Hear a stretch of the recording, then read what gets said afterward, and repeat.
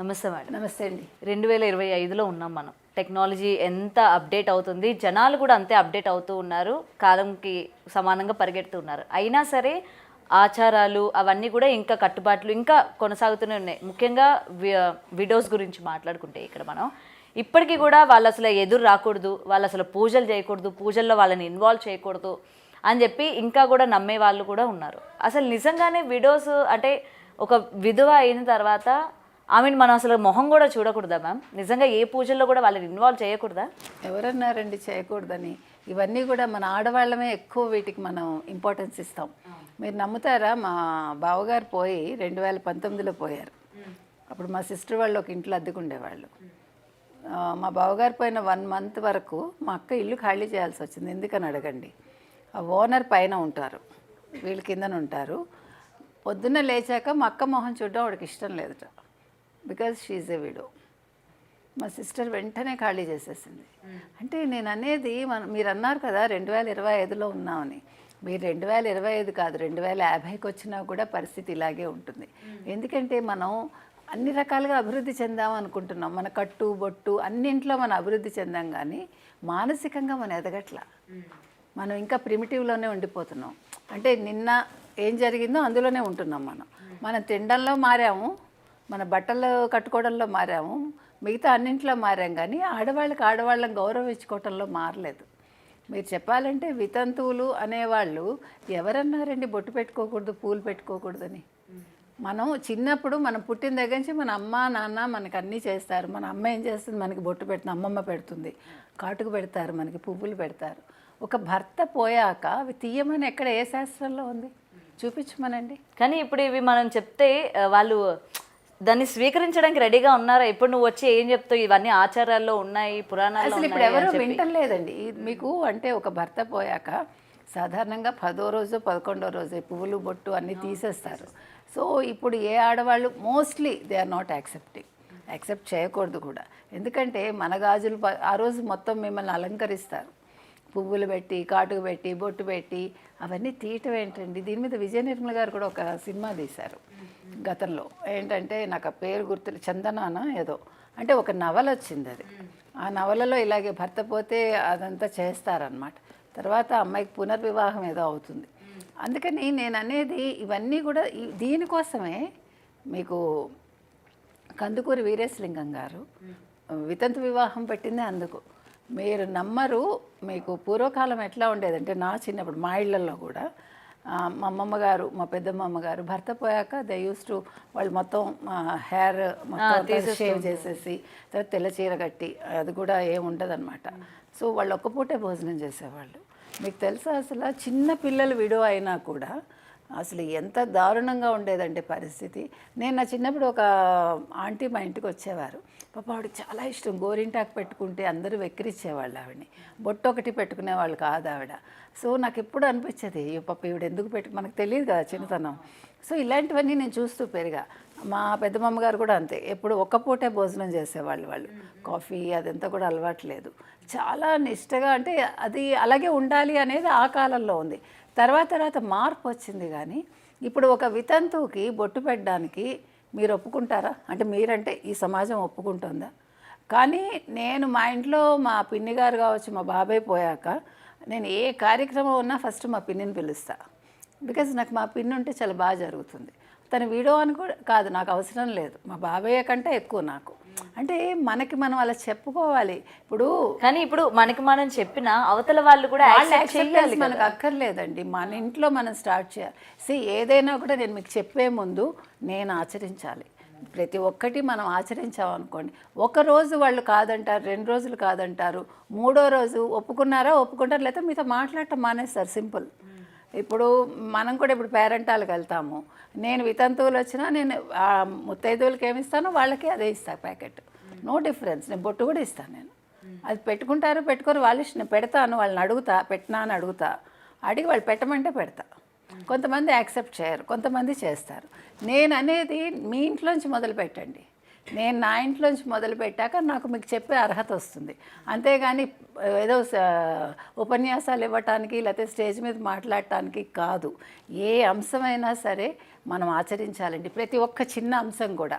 ఇప్పుడు మీరు అలా అంటున్నారు, పొద్దున లేచాక వితంతువులు మొహం చూడడానికి ఇష్టపడరు, వాళ్ళు పూజల్లోకి రాకూడదు, వాళ్ళు ఏది అందించకూడదు, కనీసం శుభకార్యాలు కూడా మీకు చెప్పడానికి తెలుసా ఇంటికి వెళ్ళినా కూడా దేనికి చెప్పరు. పనికొస్తారంటే, నాకు తెలిసి చిన్నప్పుడు వాళ్ళు వత్తులు చేయడానికి, తర్వాత పనులు చేయడానికి, గిన్నెలు తోమడానికి. యూ కాంట్ బిలీవ్, మా తాతగారు హిందీ పండిట్గా చేసేవారు, వడ్లమాని సోమశేఖరం గారు అని, తణుకు. ఆయన అప్పట్లో చాలా ఎక్కువ విడోస్ ఉండడం, లేదంటే భర్తలను వదిలేసి అట్లా వాళ్ళు ఉండేవాళ్ళు అనమాట. సో ఆయన ఏం చేసేవారంటే వాళ్ళందరికీ చెప్పేవాళ్ళట, మీరందరూ కూడా చదువుకోండి, మీరు ఎస్ఎస్సి చదువుతా అంటే చదవండి, పియూసీ ఎస్ఎస్సి అప్పుడు అవే ఉండేవి. సో వాళ్ళ చేత పరీక్షలు కట్టించి ట్యూషన్ చెప్పి వాళ్ళని మీరు టైపు షార్ట్ హ్యాండ్ నేర్చుకోండి, మీ కాళ్ళ మీద మీరు నిలబడాలి. హిందీ ఎగ్జామ్స్ రాయించేవాళ్ళు, రాష్ట్ర, తర్వాత అదేంటంటారు ప్రాథమిక, మాధ్యమిక, రాష్ట్ర, అవన్నీ రాయించి మీరు టీచర్స్ అయినా అవ్వండి, లేదు స్టెనోల్గా అట్లా వెళ్ళండి. కానీ మీ అత్తగారింట్లో కానీ మీ అమ్మగారింట్లో కానీ మీరు ఊడిగం చేయొద్దు, మీరు పని మనుషులు కావద్దు, మీరు వంట మనుషులు కావద్దని మా తాతగారు ఎంతమందికి ఉచితంగా ఆయన చెప్పేవారు అనమాట. అంటే ఆయన అన్నీ చాలా సింపుల్గా బతికేవారు. మా తాతగారు ఒక గుడిసెలాగా ఉండేది ఆయన ఉండేది. ఆస్తి ఉన్నా కూడా ఆయన ఎప్పుడు కూడా చాలా సింపుల్ లివింగ్ అనమాట. అంటే ఆయన ఏంటంటే ఆయన ఆచరించాక పక్క వాళ్ళకి చెప్పేవాళ్ళు. సో మా ఇంట్లో అదే ఫాలో చేస్తాం. ఇప్పుడు మీరు ఎవరైనా, మా నాన్నగారు కూడా అంతే, మా ఇంట్లో మా అమ్మగారు కూడా ఉంది. మా అమ్మగారు కొంచెం ఆర్థడాక్స్ ఉన్నా అది ఆవిడ వరకే. ఒక డ్రైవర్ వచ్చారనుకోండి, మాతో సమానంగా, మా నాన్నగారితో సమానంగా, అప్పట్లో ఇప్పుడు కాదు, నా చిన్నప్పుడు మా నాన్నగారితో సమానంగా టిఫిన్ చేసేవాడు, కాఫీ తాగేవాడు, హూ ఎవర్ ఇట్ ఈస్. మాకు అందరూ ఎక్కువ క్రిస్టియన్స్, ముస్లిమ్స్ వాళ్ళే ఫ్రెండ్స్ ఉండేవాళ్ళు, డ్రైవర్స్ కూడా వాళ్ళే ఉండేవాళ్ళు. కానీ my mother she never objected. అంటే నేను అనేది కాస్ట్ కూడా చూస్తూ ఉంటారు కదా, క్యాస్ట్ చాలా చూస్తారండి. అవును, ఆంధ్రాలో కూడా రానివ్వరు. కానీ అసలు మాకు అది తెలియదు. అసలు మేమంతా కూడా ముస్లిమ్స్ ఇంట్లో వెళ్ళి తిని, క్రిస్టియన్స్, మా నాన్నగారు మా అమ్మ ఎప్పుడు అబ్జెక్ట్ చేయలేమమ్మ. నేను చాలా చిన్నప్పుడు మా ఇంటి పక్కనే ముస్లిమ్స్ ఫ్రెండ్స్ చాలా. అంటే నేను అనేది అది, మనం పేరెంట్స్ మన అట్లా పెంచాలండి. నువ్వు ఇక్కడికి వెళ్ళకు, అది ముట్టుకోకు, ఇది చేయకు అంటే మనకి చిన్నప్పటి నుంచి మన మైండ్ అట్లానే ఉంటుంది. మీరు మనిషిని మనిషిగా చూడాలి మనం, అంతే.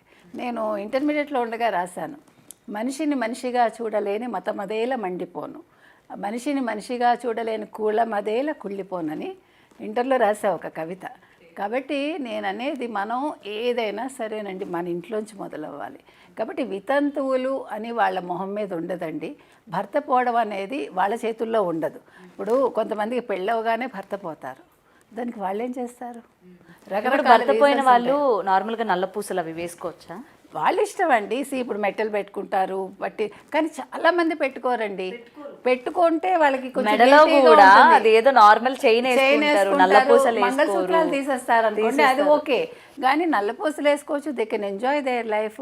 ఇప్పుడు పెళ్లి చేసుకుంటే తప్పు లేదు అనేది నా సిద్ధాంతం. ఇప్పుడు కందుకూరి వీరేశలింగం గారు చెప్పింది అదే, మీకు తెలుసో లేదో. చాలామంది విడోస్, అయ్యో కందుకూరి వీరేశలింగం గారు ఎక్కడున్నారు, రాజమహేంద్రవరం అంటే దూరం కదా, ఇళ్లల్లో పంపించరు, ఎంతమంది అమ్మాయిలు ఏడ్చేవాళ్ళోట. అంటే ఆయన దగ్గరికి వెళ్తే ఆయన చదువు చెప్పిస్తారు, పెళ్లి చేస్తారు అని చాలామందికి తెలియక ఇట్లా అంటే ఇళ్లల్లో మగ్గిపోయారు. కానీ ఆయన లాంటి వాళ్ళు ఉండబట్టే అట్లీస్ట్ మనకి ఒక సంస్కర్త ఆయన. అందుకే సంఘ సంస్కర్తలు ఉండాలండి మనకి. ఇప్పటికి కూడా సంస్కర్తలు కావాలి, ఎందుకంటే మన మనసులు ఇంకా కుళ్ళిపోయే ఉన్నాయి మనకి. మనం ఇంకా మారటం లేదు. చెప్పడానికి నాలుక మించి అన్నీ చెప్తాం, పెదవుల మించి మాట్లాడటం కాదు, గుండె లోతుల్లోంచి రావాలి ఏదైనా కూడా. ఇప్పుడు నేను మీకు చెప్తున్నానంటే నేను ఆచరించాకే చెప్తాను ఏదైనా కూడా. నేను నా పని మనిషిని కూడా నేను నాతో సమానంగా చూడగలిగితేనే నేను మనిషిని. ఆమె మన అవసరం కోసం వస్తుంది, ఆమెకి డబ్బు కావాలి, మనకి పని కావాలి. నాకు అక్కడ కష్టం అనిపిస్తుంది, వాళ్ళని ఎందుకు మనకి తిట్టే హక్కే ఉంది. ఇంకొకటి మేడం, నేను చూశాను, భర్త చనిపోయిన తర్వాత వాళ్ళని కొన్ని సంవత్సరాల వరకు ఇంట్లోకి కూడా రానివ్వరు. అంటే ముఖం చూడకూడదు, ఇంట్లో అడుగు పెట్టించకూడదు అని ఉంటారు కదా. కొన్ని సంవత్సరాలు అయిన తర్వాత అప్పుడు ఇంట్లో అడుగు పెట్టించాలి, అప్పుడే ఎవరింటికైనా వెళ్ళాలి, లేకపోతే వెళ్ళకూడదు. అంటే అమ్మ వాళ్ళ ఇంట్లో పెట్టాలి, అత్తవారి ఇంట్లో పెట్టాలి. మీరు ఇంకొక పాయింట్ ఇక్కడ నేను ఒక పాయింట్ చెప్తా. ఇప్పుడు భర్త పోగానే ఫస్ట్ క్వశ్చన్ ఏమొస్తుందంటే, అవును నువ్వు ఎవరింట్లో ఉంటావు అని అడుగుతారు. ఎందుకు ఎవరింట్లో ఉండాలి అమ్మాయి? ఒకవేళ 60 ఏళ్ళు వచ్చాక భర్త పోయినా 40 ఏళ్ళు వచ్చాక భర్త పోయినా ఒక ఇంట్లో ఆవిడ ఉన్నారుగా ఆల్రెడీ. ఉన్నాక where she has to go, why she has to go, నాకు అర్థం కాదు. అత్తవారు అడుగుతారు, అత్తవారు అడుగుతారు, పుట్టింటి వాళ్ళు అడుగుతారు, ఊళ్ళో వాళ్ళు అడుగుతారు, కొడుకులు కూతుళ్ళు అడుగుతారు, అమ్మ నువ్వు ఎలా బతుకుతారేంటి? బతుకుతుంది ఆవిడ, షీ క్యాన్. మా సిస్టర్ని చాలామంది అడిగారు, నువ్వేంటి మీ చెల్లెలు ఇంటికి వెళ్ళిపోతావు? నేను అడిగా, ఎందుకు మా అక్క మా ఇంటికి ఎందుకు రావాలి? తన ఇండివిజువాలిటీ తంది. మీకు ఎప్పుడు నేను సపోర్ట్ ఇవ్వాలి, నీకు ఏదైనా ఫినాన్షియల్గా సపోర్ట్ కావాలా, ఇట్స్ ఓకే. కాదు నీకు సైకలాజికల్గా నేను ఏదైనా సపోర్ట్ ఇవ్వాలా, నేను వస్తా ఎనీ టైం. కానీ నువ్వు వచ్చి నా ఇంట్లో ఉండాల్సిన కర్మ ఏంటి? అసలు మనం ఒక ఆడపిల్లకి భర్త పోగానే మనం ఇలాంటి ప్రశ్నలు వేయాల్సిన అవసరం ఉందా? నువ్వు ఎక్కడ ఉంటావు? అసలు అక్కర్లేదు. ఎక్కడ ఉండడం ఏంటి? ఆల్రెడీ వేర్ షీ స్టేయింగ్ అక్కడే ఉంటారు. ఆవిడని ఆవిడ చూసుకోగలదు. భర్తలు చేసిన పెద్ద తప్పు ఏంటంటే ఇటీవల కాలంలో అంటే గవర్నమెంట్ జాబ్స్ చేసేవాళ్ళు, బ్యాంక్ జాబ్స్ చేసేవాళ్ళు, వాళ్ళు నామినీస్ పెట్టారు మగవాళ్ళు. భర్త పోయాక ఆ భార్యకి ఎంత ప్రాబ్లం అంటే అది ఆవిడకి ఏమీ తెలియదు అనమాట. అసలు భర్త ఎక్కడెక్కడ డబ్బు పెట్టారు, ఏ బ్యాంకులో, భర్తలు చెప్పారు ఎవరికి ఇచ్చారు అన్నది కూడా చెప్పరు. That's what. అసలు చాలా అవస్థలు పడ్డారు. ఈ మధ్య నేను చాలా మందిని చూసా. So what I'm saying is, ఇప్పుడు ఈ రోజుల్లో కరోనా ముందు కరోనా తర్వాత మనం తీసుకోవాలి ఏదైనా. అంతకుముందు మనం చావు గురించి మాట్లాడాలంటే అదేదో పెద్ద తప్పు మనకి. కానీ ఇప్పుడు అలా కాదు. ఇప్పుడు 30 ఏళ్ళ వాళ్ళు హార్ట్ అటాక్తో పోతున్నారు, 80 ఏళ్ళ వాళ్ళు శుభ్రంగా బతుకుతున్నారు. అది బతికినందుకు కాదు, అంటే అలా ఉంది ఇప్పుడు present situation. So what I'm saying is, మీరు 40-50 వచ్చేసరికి మీరు పంచుకోండి, ప్రతిదీ భార్యతో పంచుకోండి. పంచుకోకపోతే ఎట్లా? మీకు అసలు ఏం అప్పులు ఉన్నాయి, ఏం ఆస్తులు ఉన్నాయి, మీరు బ్యాంకుల్లో ఏం పెట్టారు, మీరు చచ్చిపోయాక అప్పుల వాళ్ళ ఇంటికి వస్తారు. లేదు మీకు రావాల్సిన ఎమాల్యుమెంట్స్ కావచ్చు, లేకపోతే పెన్షన్స్ కావచ్చు, ఆవిడకి ఎట్లా వస్తాయి? మీరు చెప్తేనే కదా. ఊళ్ళో వాళ్ళకి ఎవడు హెల్ప్ చేస్తాడు? Very few people will help. మోసం చేసే వాళ్ళు కూడా ఉంటారు. ఇప్పుడు మీ దగ్గర చెప్పలేదు కదా మనం సంతకం తీసుకుని వాళ్ళు విత్డ్రా చేసుకుని వాళ్ళు తీసేసుకుంటారు. అలాంటి కేసులు కూడా చూసా. కాబట్టి నేనేం చెప్తానంటే భార్యాభర్తల మధ్య అన్ని అరమరికలు ఉండకూడదండి. ఇద్దరు ఓపెన్గా మాట్లాడుకుని భార్యకి చెప్పే స్థితిలో భర్త ఉండాలి, భర్త చెప్పింది వినే స్థితిలో భార్య ఉండాలి. తెలుసుకోవాలి. అంటే ఆర్థికంగా కూడా భార్యకి నిపుణత ఉండాలి. ఇప్పుడు ఏదో ఆర్థిక మంత్రులు అంటే ఎక్కడో ఉండరు. ప్రతి ఇంట్లోనూ ప్రతి ఆడదే ఆర్థిక మంత్రి, అంతే కదా? నమ్మరు. ఎందుకంటే మీరు ఇంకా నమ్ముతారో లేదు, అసలు ఆడవాళ్ళే ఎక్కువ దాస్తారు. అవును. బంగారం కొంటుంది అంటారు, కానీ ఆ బంగారం రేపొద్దున్న పిల్ల పెళ్ళికి అవసరం వస్తుంది, లేదా పిల్లాడి చదువుకు అవసరం వస్తుంది. భార్యలు దాచిపెట్టేది అది. వాళ్ళు దాచే ప్రతి పైసా మళ్ళీ ఇంటికే పెడతారుగా. ఓకే, చీరలు కొనుక్కుంటారండి, లెట్ హర్ ఎంజాయ్. ఏముంది అందులో? ఒక చీర కొనుక్కుంటే ఇప్పుడు నగలు కొనేసుకోలేరుగా, ఇప్పుడు అయితే అసలు కొనుక్కోలే, ₹1,00,000 ఇచ్చి. సో ఇప్పుడు మనిషి ఒకప్పుడు మనకి 2 పట్టు చీరలండి, నాకు బాగా గుర్తు. మా అమ్మగారికి 2 పట్టు చీరలు పెట్టిలో ఉండేవి. ఆ ట్రంక్ పెట్టి అంటే చాలా ఆనందం మాకు, అందులో ఏంటేంటో ఉంటాయని. సో ఆ 2 పట్టు చీరలతో వాళ్ళ జీవితాలు వెళ్ళిపోయాయి. ఇప్పుడు మీరు తెల్లారు లేస్తే ఇవాళ చీర కొంటారు, సాయంకాలం చీర కొంటారు, లేకపోతే పొద్దున్న డ్రెస్ కొంటారు. So there is no end. So ఇప్పుడు మనిషి ఏంటంటే చెప్పులకి బట్టలకి పెడతాడు. పెట్టుకోనివ్వండి. ఇప్పుడు మనిషి ఎంతకాలం బతుకుతాడో తెలియదు, రేపు ఉంటావో ఉండమో తెలియదు. అలా అనుకుంది అట్లీస్ట్. ఓకే, ఈరోజు మనది అనుకుని బతికేటప్పుడు ఈ వితంతువుల విషయంలో భార్యాభర్తలు అంటే భర్త చనిపోయేటప్పుడు లేకపోతే చనిపోకముందు వీళ్ళు రాయాలండి. తర్వాత పిల్లలకి ఆస్తులు ఇవ్వకండి. మీ కొంత పెట్టుకున్నాక ఆస్తి ఇవ్వండి, లేదు మీ తదనంతరం అని రాయండి. ఇప్పుడు ఇంకొక మంచి ఇదే వచ్చిందంటే, ఇప్పుడు మీరు గిఫ్ట్ డీడ్ ఇస్తారు కదా కొడుకులకి. ఒకవేళ కొడుకులు మిమ్మల్ని చూసుకోకపోతే గిఫ్ట్ డీడ్ చెల్లదు. అది కూడా ఉంది. వాళ్ళు కోర్టుకు వెళ్ళచ్చు, లేదు కంప్లైంట్ ఇవ్వచ్చు. చాలామందికి అది తెలియదు. సో మనం ముందు తెలుసుకోవాల్సింది ఏంటంటే, ఇప్పుడు ఇంట్లో వంట సరుకుల గురించి కాదు, లాయర్ల దగ్గర ఏంటి తర్వాత అనేది తెలుసుకోవాలి. నెగిటివ్గా వెళ్ళి తీసుకోకూడదు. అదేంటి నా భర్త పోతాడంటావా నువ్వు, ఇప్పుడు తెలుసుకోమంటావా? కాదు. నీ భర్త ఎప్పుడు పోతాడో ఎవరికి తెలియదు, లేకపోతే భార్య ముందు పోతుందో ఎవరికి తెలియదు. But we should know things. ఈ రోజుల్లో మీరు ఫోన్ పెట్టుకుంటున్నారు, పొద్దున్న లేచి సీరియల్స్ చూస్తారు, పొద్దున్న లేచి ఎన్నో 100 రకాలు చూస్తారు. దీనికంటే ముందు నా ఫ్యూచర్ ఏంటి, నాకు ఒకవేళ ఏదైనా ఆపద వస్తే నేను ఎవరిని సంప్రదించాలి, లేకపోతే ఎట్లా నేను అప్రోచ్ అవ్వాలి, అవన్నీ తెలుసుకోవాలండి. చాలా అవసరం అది. బ్యాంకులో తెలుసుకోవాలి, పోస్ట్ ఆఫీస్లో ఉంటే పోస్ట్ ఆఫీస్లో తెలుసుకోవాలి, తర్వాత లాయర్ దగ్గరికి వెళ్ళి బేసిక్ నాలెడ్జ్ మనం తెచ్చుకోవాలి. అందుకే ప్రతి మనిషికినండి, అంటే ఇప్పుడు నేనైనా మీరైనా ఒక చాకలి, ఒక ఎలక్ట్రీషియన్, ఒక ప్లంబర్, అలాగే ఒక డాక్టర్, ఒక లాయర్, ఒక బ్యాంక్ అతనితో కూడా మనకి పరిచయం ఉండాలి, ఒక బ్యాంక్ మేనేజర్తో కూడా. సో మనకి ఏదేది అవసరం ఉందో అలాగే ఒక నగల దుకాణం కూడా ఉండాలి, తప్పులేదు. ప్రతి ఒక్కటి మన చుట్టూ ఉండాలి. తర్వాత మీరు పిలిస్తే పలికే 2 మనుషులు ఉండాలి మనకి. అది ఫ్రెండ్స్ కావచ్చు, లేదు దారిన పోయేవాడిని కూడా మీరు పిలిపించుకుని చేయించుకునే సమర్థత మీలో ఉండాలి.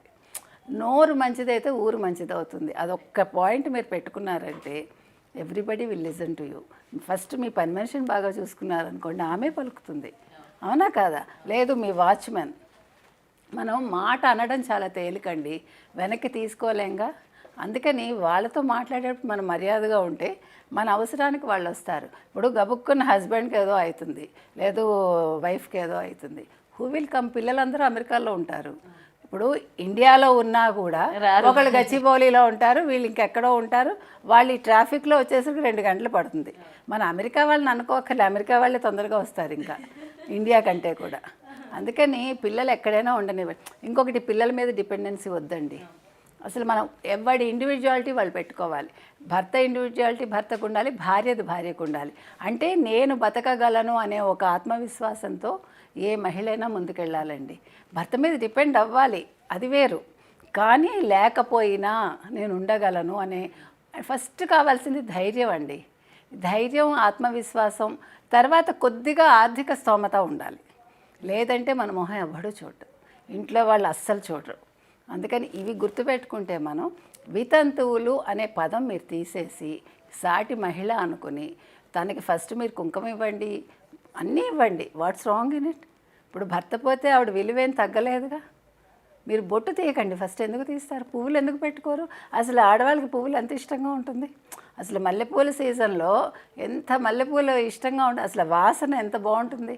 మామిడి పళ్ళు, మల్లెపూలు మనకి వేసంకాలం వస్తాయి, ఆ 2 మెయిన్. కాబట్టి నేను అనేది ఏంటంటే, ముందు ఆడవాళ్ళలో మార్పు తెచ్చుకుని మనలో మనం తెచ్చుకుని మనం పక్క వాళ్ళని హర్ట్ చేయకుండా ఉంటే, వాళ్ళకి భర్త పోతే మీరు వెళ్ళి 4 ఓదార్పు మాటలు చెప్పండి. అంతేగాని వాళ్ళ మొహం మీద తలుపేసేసి, లేకపోతే నీ మొహం చూస్తే నాకు ఏదో చెడు జరుగుతుందని, మీ మొహం చూసి ఆవిడకి కూడా అయి ఉండొచ్చుగా చెడు. ఆవిడ మొహం చూసి మనకైనట్టే మన మొహం చూసి వాళ్ళకి కూడా అవుతుంది కదా. అదెందుకు ఆలోచించాం మనం? నింద ఎప్పుడు పక్క వాళ్ళ మీద వేయడానికి చూడటం అనేది మనకు అలవాటు అయిపోయింది. సో దాని నుంచి మనం ఫస్ట్ బయటపడితే ఈ సమస్యలకు పరిష్కారం ఉంటాయి. తెల్లారి లేచాక పక్క వాళ్ళని నొప్పించకుండా, అందుకే నొప్పించక తానవ్వక అన్నారు. సో తప్పించుకు తిరగొద్దు మనం. నొప్పించక తానవ్వక తప్పించుకు తిరుగువాడు ధన్యుడు సుమతి అని సుమతికి శతకారుడు అన్నాడు. కానీ మనం తప్పించుకు తిరగకుండా అవసరానికి వాళ్ళకి ఏదైనా హెల్ప్ చేస్తే బాగుంటుంది. Right, thank you so much ma'am.